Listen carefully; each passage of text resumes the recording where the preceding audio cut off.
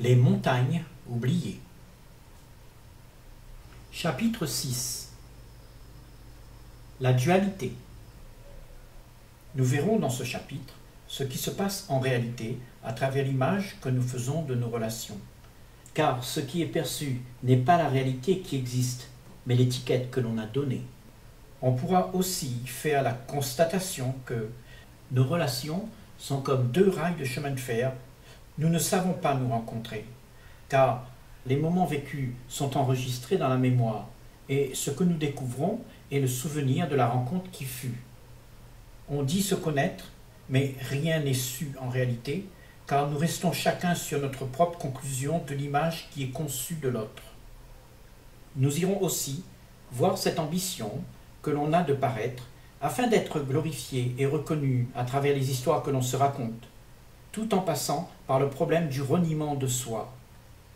Il s'agit ici de découvrir comment nous existons à travers les actes que nous faisons avec la connaissance de nos expériences acquises, et de s'apercevoir qu'en fait, nous répétons ce qui nous convient, afin de parcourir l'existence sans être dérangés dans la zone de confort acquise et sécurisée. Et finalement, nous irons voir la nature de la division, cette stratégie du mécanisme de la pensée, cela afin de comprendre les actions qui se mènent, influencées par l'illusion que la pensée propose, et voir si elles ne sont pas l'activité d'un esprit déconnecté de la beauté de la vie. Relation par procuration et division virtuelle. C'est le fait de ne pas voir au-delà de ce que la pensée propose qui cause tous nos problèmes. Cela se joue dans l'expérience de l'événement, quand la perception de ce qui a été vécu est gardée comme référence, de sorte que le neuf qui surgit a l'aspect du regard ancien où se répètent les conclusions d'hier. Prenons le cas où quelqu'un a accusé l'autre d'avoir manqué de loyauté envers lui.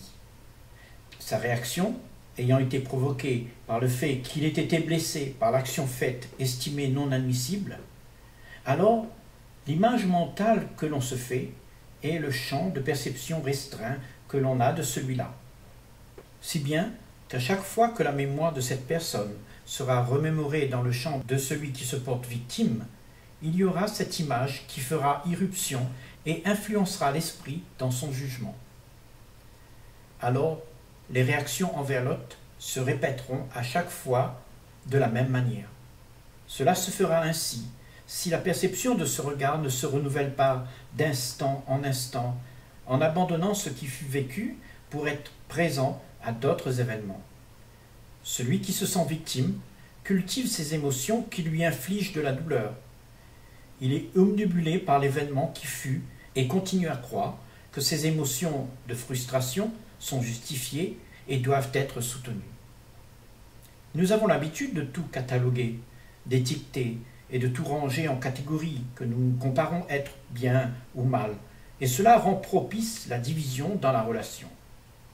Cette pensée qui divise est un courant qui s'est immiscé dans la conscience et pollue l'unité, où des conflits se propagent dans une bataille à poursuivre la bonne image de soi valorisée à la norme prescrite. Le concept est la conclusion qui caractérise l'entité « moi », qui est de nature à s'isoler de tout, à travers l'action de se faire valoir et d'être respecté.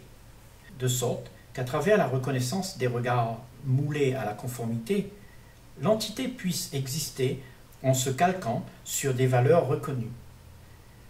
Celles qui dictent comment la vie devrait se faire selon les conclusions des vécus passés.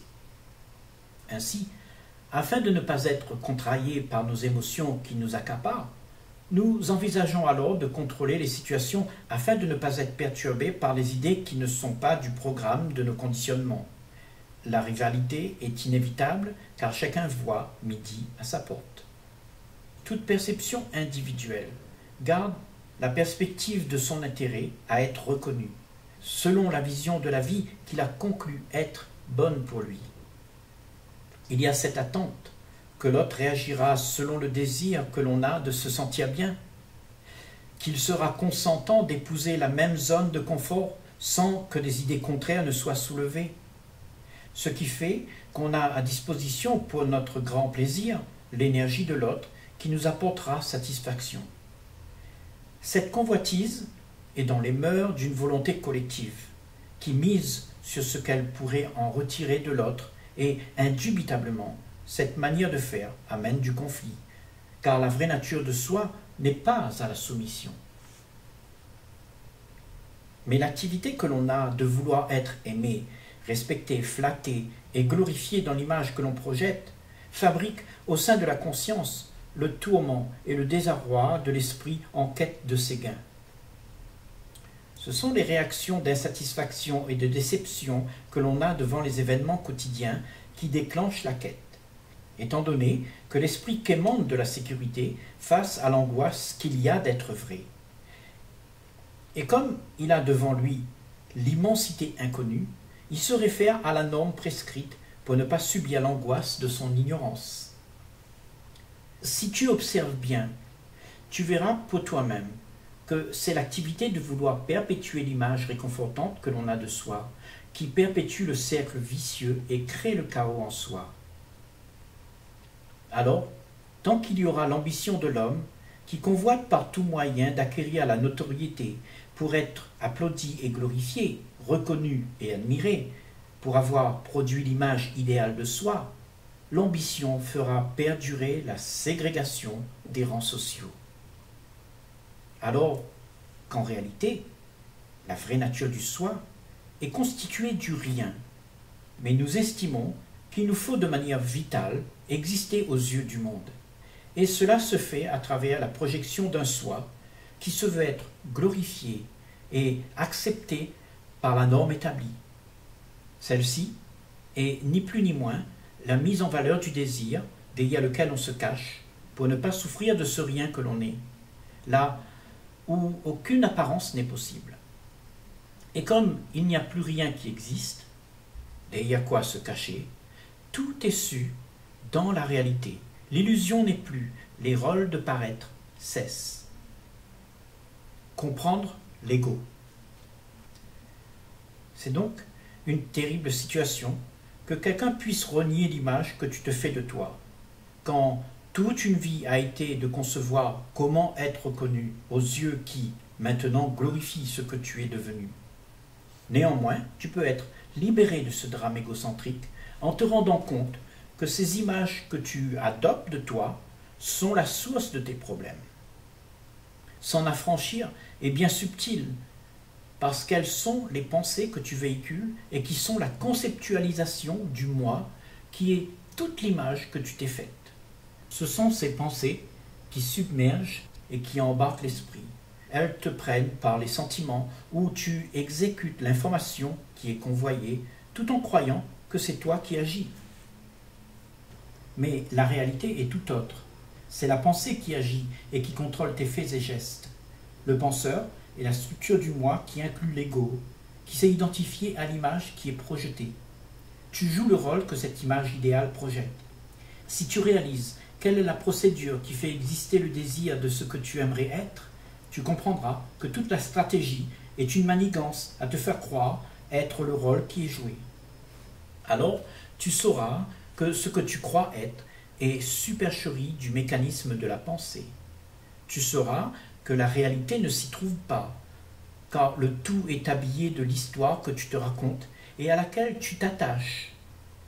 Alors, ce mensonge, si bien fait, que tu crois être véridique et avec lequel tu soutiens toute cette mascarade, te trompe à ton insu parce que tu n'es pas présent à ce qui se passe. Tu es surtout occupé par les intérêts du centre égocentrique, qui n'a aucun scrupule pour mener les actions réflexes et mécaniques que la pensée engendre.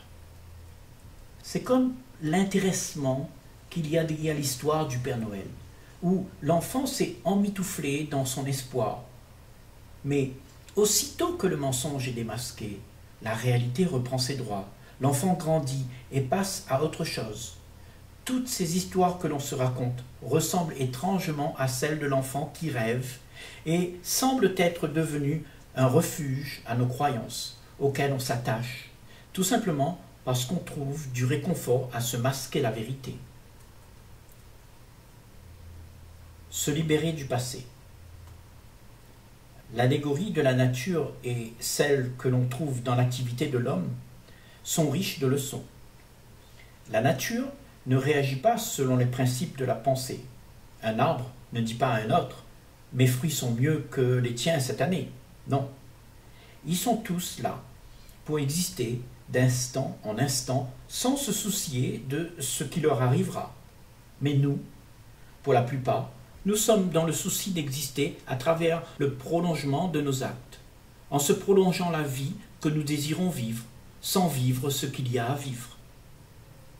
Cela se passe ainsi avec les pensées de nos conclusions qui ont été puisées de nos vécus. Le cerveau est forgé par ce martèlement où s'implantent des réseaux de pensées qui projettent le concept des conclusions, et celles-ci répètent le schéma reconnu acceptable. Cela afin de faire passer outre l'angoisse d'être face à soi, confronté à l'immense rien que l'on est. On croit qu'en s'accrochant aux mensonges de nos a priori, cela nous sauvera d'une certaine manière. Mais c'est faux, parce qu'avec l'illusion d'être en sécurité vient aussi la consomption.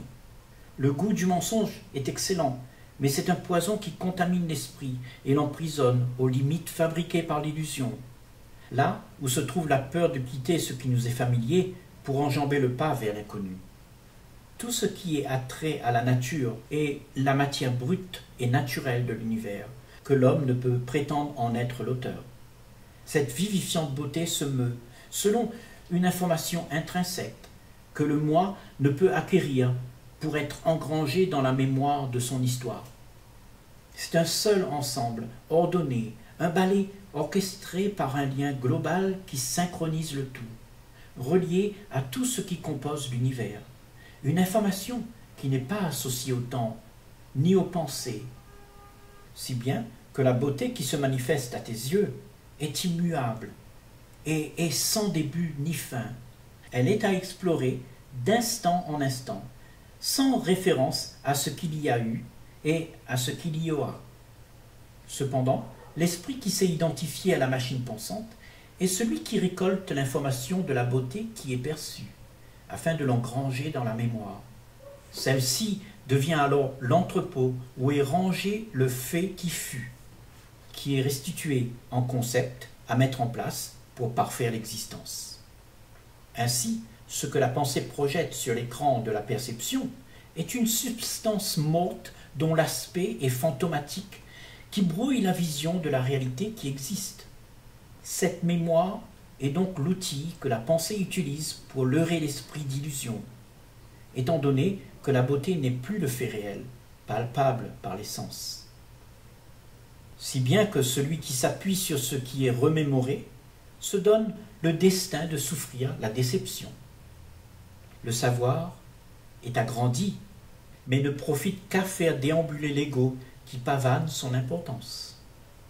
L'esprit étant, pour la plupart, constamment occupé aux affaires que la mémoire propose, a cette tendance de quêter afin de trouver du répit.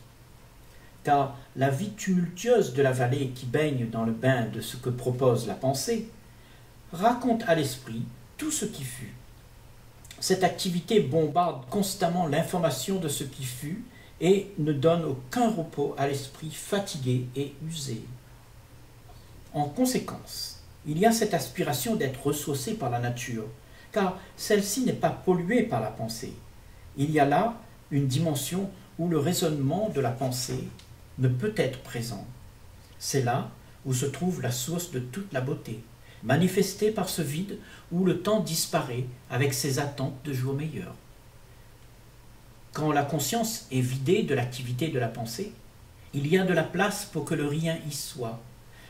Dans ce grand vide silencieux où existe un éternel renouveau de beauté sans commencement ni fin, l'esprit est en paix. Mais l'ambitieux, attisé par son désir, provoque l'existence du temps afin d'arriver à ses fins. Cette effervescence, liée aux instants qui s'écoulent, illustre un début et une fin, entre lesquels s'insère le concept que les pensées ont fabriqué de toutes pièces. L'existence étant perçue ainsi, pour la grande majorité, est une source de problèmes à cause du désir de vouloir arriver à ses fins pour assouvir le centre d'intérêt. Il y va de soi que demeure en cet espace-temps pour accéder au gain espéré de l'attente, de la frustration et de la déception. Ces activités animent les quotidiens et occupent cet espace qui est celui de la pensée qui réitère la mémoire des vécus et provoque l'affairement au désir convoité. Si l'esprit ne s'y réfère pas, les pensées n'interfèrent pas pour encombrer le champ de perception. Mais il semble que l'esprit ne peut pas résister d'aller à la rencontre de la pensée qui promet du réconfort pour jouer les rôles qui lui sont proposés. En tout cas, il y a cette évidence que rien ne peut être pris du passé pour être consommé, car ce serait un non-fait dans le présent. Cependant, la réalité de nos agissements se passe ainsi. La pensée inonde l'esprit à l'illusion de cette possibilité, qui alors procure dans les esprits la perspective de pouvoir faire durer dans le temps le plaisir qui fut.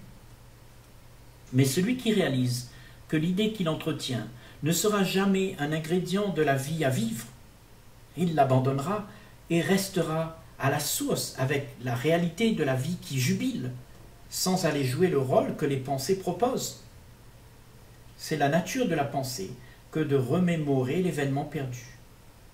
Elle dit ainsi: « C'était excellent l'instant que j'ai eu. Il faut que je garde cela coûte que coûte. C'est un trésor de souvenirs à ne pas perdre. » Comme les expériences sont des souvenirs que l'on ne veut pas perdre, c'est quand l'ennui attise l'esprit à cause de la monotonie des quotidiens que l'on se remémore l'état de ce qui fut agréable. Te voilà embarqué dans l'imaginaire d'un concept réconfortant, où se trouve l'idéal que tu veux. Tu recrées la condition, mais la joie n'y est plus. Ce qui est là, c'est l'idée réconfortante à laquelle tu t'accroches. En fait, tu n'as rien qui puisse élever l'esprit dans la joie, car tu vis dans les habitudes qui réconfortent. Mais tôt ou tard, tu devras faire face à la réalité de l'éphémère que tu entretiens. La prise de conscience du leurre que véhicule la pensée. Quand tu es dans la nature, tu peux voir la splendeur de l'infini qui en émane. Mais même là, pour la plupart, l'esprit reste asservi à la pensée à travers laquelle est décrypté ce qui existe. Pour côtoyer l'essence de la beauté qui s'y trouve, l'esprit doit être libre de cette jacasserie intérieure, car celle-ci divise entre ce qui est et ce qui devrait être. Et cette essence est bien plus subtile que la beauté qui se voit, car c'est le parfum invisible qui ne se voit pas avec les yeux de la pensée qui cause l'émerveillement. Ce parfum est la sève qui manifeste les formes et les couleurs qui nous entourent, et ce regard attentif sur cette beauté n'est jamais rendu banal, car l'habitude ne s'y installe pas. Mais la pensée résonne à travers ce qui est connu, et demeure à la limite de ce qui peut être vu. Elle résonne par les termes qu'elle a appris, et impose sa perception comme étant l'unique vision, sans connaître la chose en profondeur. C'est alors que l'habitude prend corps, mais l'essence de cette beauté, c'est-à-dire l'essentiel, le fondamental, la réalité, ne sont pas considérés. La pensée divise, elle segmente le tout en catégories et sépare de manière à ce que tout soit fragmenté, jusqu'à ce que la beauté de l'ensemble ne soit plus dans le champ de perception. Ainsi, la pensée sépare l'unité de l'existence et la vie devient fragmentée, de telle sorte que se répète ma vie de travail, ma vie de famille, ma vie de vacances, la vie que j'aime et la vie que j'aimerais. C'est la division de la vie en milliers de compartiments qui cause la confusion et la dualité dans l'esprit. Or, dans la réalité, la vie n'est pas divisible, elle est formée d'un seul tout. Une vie disloquée et séparée n'a pas plus de sève, elle est terne, sans âme, et c'est ainsi que meurt la beauté de ce qu'est vivre. De même, le concept de toi ou de moi n'existe pas en quelque sorte. C'est l'illusion de la pensée qui fabrique et qui isole l'esprit dans un monde confiné que l'on sépare de tout le reste. Une réalité certes, mais basée sur la fabrication que l'illusion propose, dont le produit est éphémère. Cette illusion produit les milliers de désirs dans lesquels chacun voit midi à sa porte.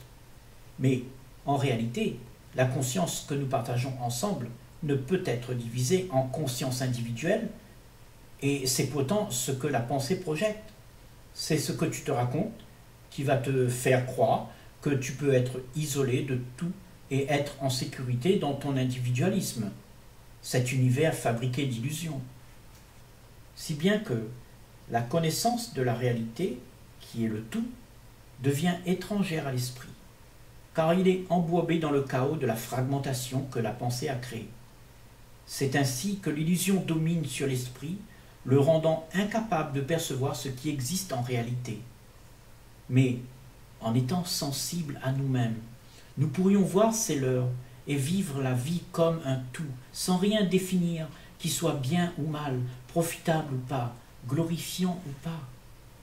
En fait, nous ne voulons vivre que ce qui nous convient et ne pas être dérangés par les événements qui défilent interminablement. Être vrai n'est pas un état que l'on désire être. On l'est tout simplement, quand le faux n'est plus cultivé. Tout ce que tu peux prétendre être est faux, mais n'empêchera pas l'existence de ce que tu es. Il est donc plutôt judicieux de débusquer le faux qui cache le vrai. L'humanité entière est un ensemble d'activités qui affectent le tout. Le problème de l'existence doit être vu comme un tout. C'est parce que nous analysons fragment par fragment que tout est mystérieux. Et à cause des imbécilités mensongères qui se répandent dans la masse, cela semble emporter la plupart dans l'obscurantisme. Inutile de prendre conscience de chaque fragment pour aller résoudre la petite guerre familiale, ou la guerre des conflits sociaux, ou la guerre d'un pays envers un autre. La solution du problème viendra de la perception de tout l'ensemble. Il s'agit de voir l'ensemble du mécanisme de la pensée qui est l'activité de la conscience, depuis laquelle le chaos est engendré dans le monde. Les actions que tu pratiques aujourd'hui pour satisfaire l'intérêt du centre en demande t'enverront tôt ou tard leur message. Ils seront comme la résonance d'un écho qui revient vers toi pour te harceler dans les moments où tu es en train de jouir de cette zone de confort que tu as fabriquée par l'activité de tes désirs. Il ne peut en être autrement. C'est la loi de l'existence, comme celle de la gravité. Tout ce qui est lancé revient inéluctablement. Cela se passe dans les actions par lesquelles nous réagissons et qui engendrent des effets qui, eux, font naître des réactions. L'ensemble étant relié à la conscience commune, provoque la spirale sans fin des actions, effets, réactions qui se manifestent dans le monde. Cette spirale est entretenue par l'ego qui la fait exister tout en prônant son bien fondé. Car, étant fragmenté, dispersé, séparé, l'esprit est soumis à ce que propose l'activité des pensées qui idéalise un soi parfait, capable d'être en sécurité. Pris dans le monde de la pensée, à tourner en rond dans le cercle vicieux, l'esprit ne peut être libre pour explorer au-delà de son individualisme. Car sa perception est bridée par son a priori. Alors, il s'enlise à être concerné et omnibulé par la sécurité et aussi à comment la faire prospérer. Mais pour pouvoir percevoir toute l'ampleur de la crise qui sévit dans la conscience, il faut qu'à un moment, le penseur qui utilise ses pensées pour la créer cesse de les projeter et devient un simple observateur sans opinion. Les préjugés sur la situation doivent être mis de côté pour que l'esprit soit libre d'observer, sans se faire embarquer par les pensées qui surgissent et qui ramènent l'esprit à l'inattention qui disperse l'énergie détenue. L'inattention est provoquée par l'illusion. Elle donne l'impression que la division est une réalité sur laquelle bâtir la sécurité. Et c'est ainsi que l'esprit est occupé à la superficialité périphérique du soi. Mais l'essentiel n'est point su. Le moi est-il différent du monde ? Le tout est de voir la souffrance dans sa globalité, et non comme étant ma souffrance ou ta souffrance. La souffrance étant un tout ne peut être divisée pour être deux phénomènes distincts où l'on conçoit la souffrance que l'on a être séparée de celui qui souffre. Les deux sont une seule et même entité. Car la pensée qui a inventé le moi redoute d'être exclue de l'image qu'elle en a faite. Aussi, il y a la souffrance de ne pas exister selon l'approbation des regards. Or, cette souffrance appartient à l'humanité et non à celui qui s'y est identifié. Le moi est une substance puisée de la conscience et résonne comme étant individuel, confiné, isolé et séparé de tout, derrière ses désirs, prisonnier de son individualisme. Ce que l'on cherche ici à comprendre est la vague de pensée qui envahit le monde et qui, quand elle se rétracte, influence aussi la conscience qui subit à son tour les effets de sa propre manifestation. Nous sommes par ce fait le monde, et le monde, c'est nous. Nos consciences influencent le monde, de même, tout ce qui nous arrive a un impact sur la façon dont nous réagissons. C'est une réalité incontournable qui tient de l'ordre naturel des choses. L'activité interne du moi est le mouvement complexe de la conscience dans laquelle nous sommes confrontés à nos propres réactions qui impliquent les émotions débordantes d'impulsions irréfléchies. Ce n'est pas le tout de comprendre cette explication de manière intellectuelle, mais c'est le fait de l'assimiler qui compte, en y étant confronté soi-même à l'observation de l'activité de soi. Il faut que tu ressentes ce qui se passe ici en toi, sans être distrait par ta réaction qui donne son opinion sur ce qui se passe. Cela afin de voir la réalité en soi dans une perception où est vu l'ensemble du mouvement lié et inséparable au tout. Mais pour tout événement où la pensée interviendra, où l'esprit s'identifiera à l'idéal soi que la pensée projette, la perception sera voilée et imprégnée de l'obscurantisme. C'est la raison des divisions, car aussitôt qu'une volonté existe pour intervenir dans la scène, la perception change. Elle est celle de celui qui joue, qui mesure, qui juge et qui sépare entre la réalité de lui-même et comment il s'idéalise.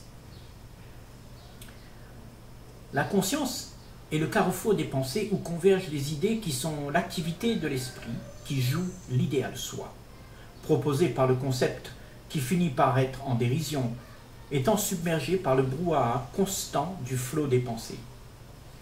L'esprit, ayant l'identité de l'entité, moi, qui forme le contenu de la conscience, agit comme s'il était séparé du tout, son illusion étant telle qu'il croit être quelque chose à part, indépendant du tout.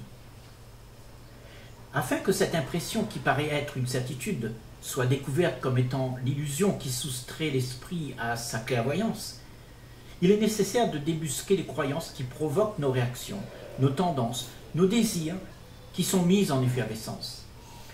Une conscience polluée par les illusions que projette la pensée ne peut pas émettre l'ordre et l'harmonie, car la réalité du tout est bafouée.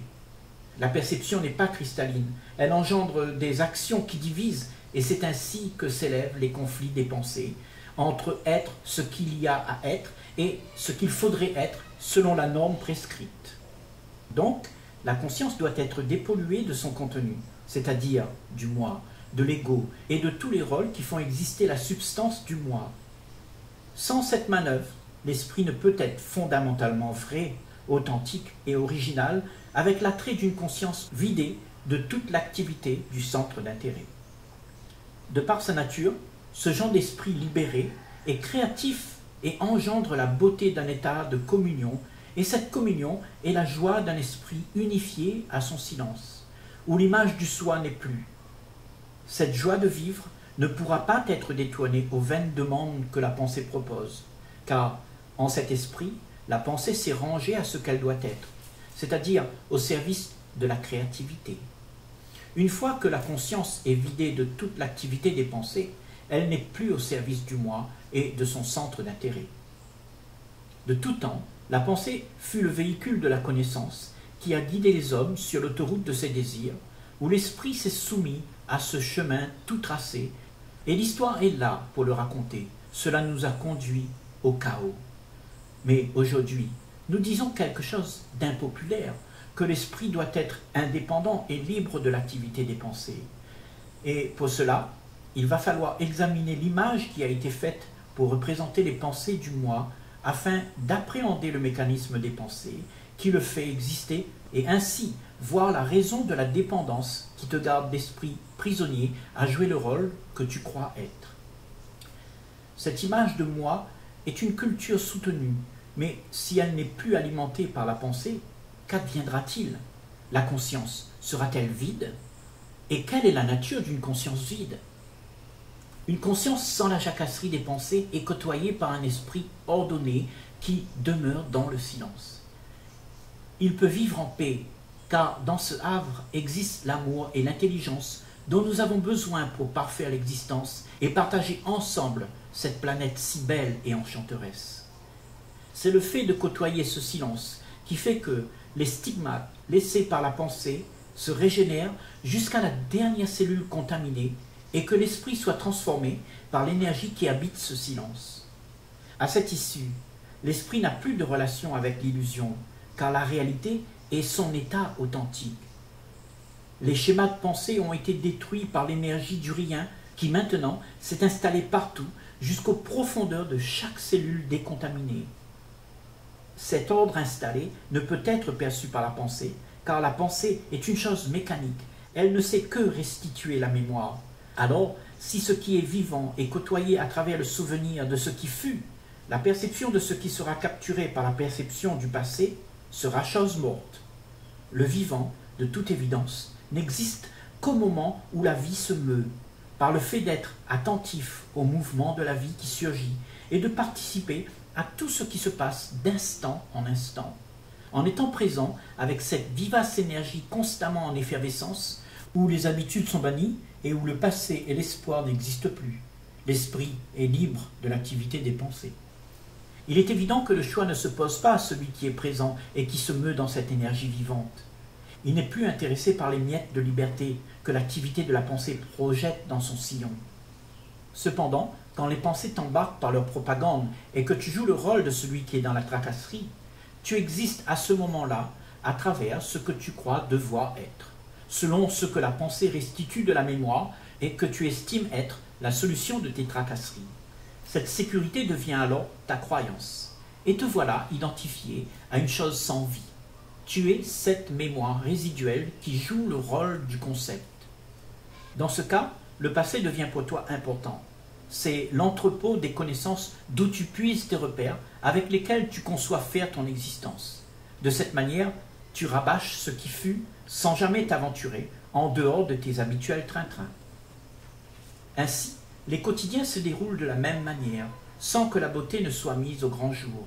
Elle est cachée par les actions mécaniques qui se répètent inlassablement avec le temps qui passe. Ainsi, cette existence comprend très peu ou pas du tout la joie d'être en paix de tout le vacarme que fait la pensée. Des hallucinations sont projetées et contrôlent l'esprit à participer au mensonge sur la fourberie de l'activité qui se mène. Tel est le sort de l'esprit identifié aux pensées. Il ne les perçoit pas comme un fait observable, car l'esprit est dans l'inconscience du mécanisme qui contrôle l'esprit. Tes réactions réflexes te laissent croire que c'est toi qui agis, alors que c'est l'information du programme des formatages passés qui contrôle l'action. Elle est l'autorité des expériences vécues qui te dicte la bonne marche à suivre. L'ego est celui qui croit agir et qui trouve une existence à travers l'activité des pensées qui lui donne son image, qui est cultivée dans le souci de faire partie intégrante de ce qui se joue par ce phénomène qu'est l'ego. Il existe en cette entité l'angoisse d'être déchu de l'image qui est jouée et provoque dans cette trame de fond une intuition furtive que l'ego est faux.